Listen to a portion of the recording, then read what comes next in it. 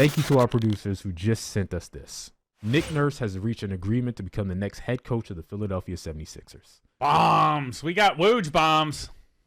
Nurse won a chip, obviously, and a coach of the year with the Toronto Raptors. Now he gets to be the head coach. Go. Your first reaction as a Philadelphia 76ers fan? Doesn't matter. Jeez, I don't think anyone shutting it down I like don't that. think anyone can coach this team. Is this not a coaching upgrade? It is a coaching upgrade, but I don't think it makes a difference. To me, this is huge.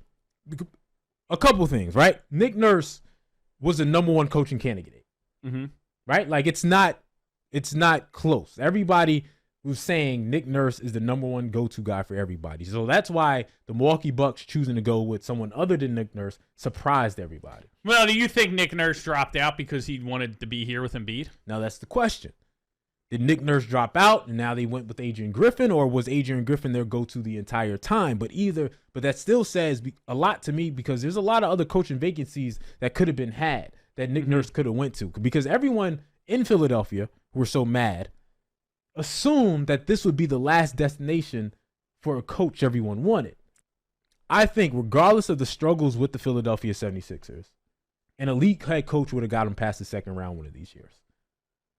An elite head coach. I think a coach, I would think. A coach means more than what people think. I know people don't think a coach doesn't do anything and a coach is just sidebar and it's all on the players, while a majority is on the players. Against the Celtics. So you don't have to sell me on coaching. Because of Spo, right? Exactly. Like, you don't have to sell me on coaching. Nick Nurse being a championship head coach, being somebody who's been there, done that, and has gotten it done before, I believe would have gotten us, over the last 4 or 5 years, gotten the Philadelphia 76ers into the conference championship with just knowing how to coach better than the other coach. Again, Mazzulla didn't know what he was doing.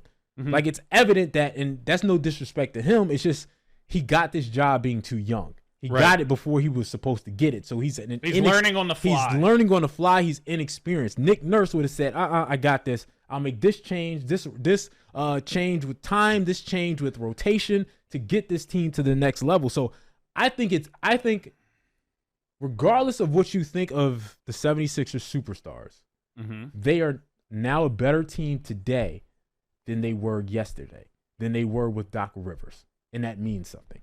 Let's talk about Nick Nurse, because that was a surprise thing that happened, the breaking news during our show. I think I already know your answer, but has that changed anything for you for a future bet for the Philadelphia 76ers? Change is a relative term, not to the point to where I'm comfortable he will succeed here in Philadelphia. If that's the heart of the question is, what do you think the Sixers can do? Do you think they can win, finally get past the second round? I'm not convinced. I'm not convinced that here's where I'm at. Rivers had to go, right? Had to go. No choice. Was 100% on board with that. But I just think that there needs to be massive changes with the culture of this team. And I don't know, Nurse could be the guy that kind of propels that and does that by himself. I think it's a big overtaking for him, because I think it starts with the players, and the players have been in this rut and been in this environment for so long. So while I think it's a positive for the Sixers, it's a step in the right direction. I don't know if it's going to lead to anything without seeing what happens. How do they replace Harden, assuming he goes to Houston? What this roster looks like. I think they're going to still need to make some more headlines if they're going to get me on board. Brock Purdy, having the unfortunate injury that he had, may have changed the course of the rest of his life. Yeah. Right? Because they're going to give Trey Lance another shot. If Brock Purdy stays in that game and plays decent against the Eagles, that's fine. They could lose, but just plays decent. Doesn't get injured, there's no competition. He's coming in being the starting quarterback right away. Trey Lance has to wait his turn, see if Brock Purdy gets hurt. And now Brock Purdy is like, all I got to do is continue to play well. Hey, and by the way, Kyle Shanahan always makes you look better. Like, he makes non-NFL quarterbacks look like an NFL backup quarterback. Backup quarterbacks look like starters. And he's hoping now make a starter look like a star.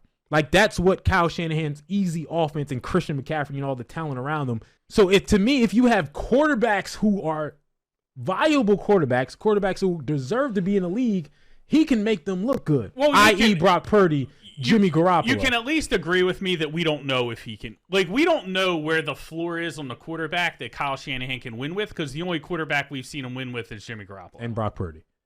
Right, and Brock Purdy. Right.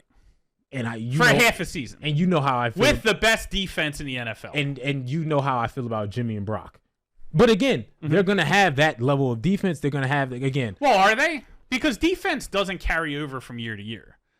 It does for the 49ers. They had a top 5 defense the last 3 years. Okay. They had Robert Saleh before that. Then they had D'Amico Ryans. I think they're going to continue to have just a really good defense. Mind you, their schedule ain't that tough. The AFC West.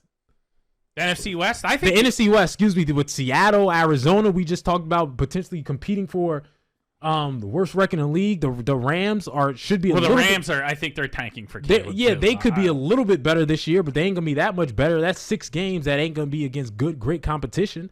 You know what I mean? They got the Cleveland Browns. They got the Tampa Bay Buccaneers. I think Cleveland's gonna be good, man. Watch out for Cleveland. They got the Washington Commanders. Like, they don't have a tough schedule either. I would go way over because I think any of those 3 quarterbacks are adequate enough. To deal with that schedule. That's where we disagree. Is I'm not convinced that Kyle can just win with any quarterback, and if it is Sam Darnold, then it's going to be a problem. I feel like for them to win games with him at quarterback. Since we're talking about the 49ers, let's start with the 49ers. They're starting on the road at Pittsburgh. Looks like it's a close spread. -3 49ers. What do you got there? And it's 41.5 is the over. You know what I got there. Tomlin as a dog, as a home dog in week 1. Give me the Steelers, man. You got the Steelers? Now, maybe I have a little bit of, it's not recency bias, but, last year the Niners did slip in week 1 against the Bears. Yeah. Lost it was like a tornado they were playing in, right? It was brutal weather conditions. Which I love. But in this matchup, they might have better weather. But they're traveling across the country. They're traveling to Pittsburgh. I think that's a big part of this when, you're deciding whether you want to look at Pittsburgh as a viable underdog. I think in week 1, Tomlin, you get the 3. I wouldn't bet it under 3. The 3 is obviously super important, being a key number. I would take a shot with Tomlin here as a dog. Yeah, I think if you're going to bet it now because if the 49ers, for one, I don't think the travel matters that much just because in week 1, because they'll try to travel there 4 days. Like, they're not it's not in the middle 5 of the days season, early, right. and they'll just sleep over and adjust. But I think this is the lowest it's going to be. It's going to get higher if the 49ers go into the season with a healthy starting with Purdy, quarterback. yeah. Even if Trey is healthy, it'll go because they think everybody's going to be hurt. So that's why they put it at 3. Right. If they think one of their quarterbacks are going to be healthy and they look decent in the preseason, then it's going to be like, okay, that number is going to go up to 5. It's going to go up to 6 potentially of how good, especially if it's Brock Purdy.